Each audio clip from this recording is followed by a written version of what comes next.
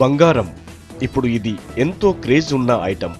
భారతదేశ సంప్రదాయాల్లో దీనికి ప్రత్యేక స్థానం. ప్రతి శుభకార్యంలో బంగారం మస్ట్గా ఉండాల్సిందే. దీంతో భారతీయుల మోజును క్యాచ్ చేసుకుంటున్నారు విదేశీ స్మగ్లర్లు. కేజీలకు కేజీల పుత్తడిని అక్రమ రవాణా చేస్తున్నారు. అడ్డదారుల్లో ఆదాయాన్ని పొందుతున్నారు.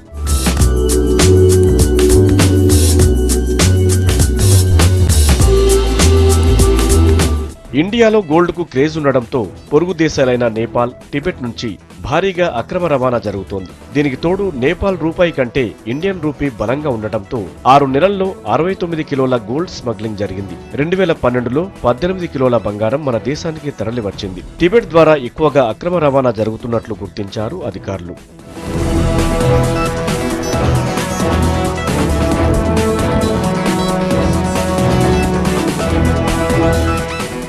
ప్రపంచంలో బంగారాన్ని ఎక్కువగా దిగుమతి చేసుకునే దేశాల్లో ఇండియా ఫస్ట్ ప్లేస్లో ఉంది. దీంతో మన దేశంలో స్మగ్లింగ్ ఎక్కువగా జరుగుతోంది. మరోవైపు నేపాల్ లాంటి పొరుగు దేశాల్లో బంగారం ధరలు తక్కువగా ఉండటం కూడా ఓ కారణంగా చెబుతున్నారు అధికారులు. అయితే బంగారం అక్రమంగా తరలి రావడంతో భారత ఆర్థిక వ్యవస్థ మీద ఎఫెక్ట్ ఉంటుందంటున్నారు. మొత్తానికి విదేశాల నుంచి భారీగా పుత్తడి స్మగ్లింగ్ అవుతున్నా పట్టుబడిన దాంట్లో 10% మాత్రమే సర్కార్ ఖజానాకు చేరుతోంది.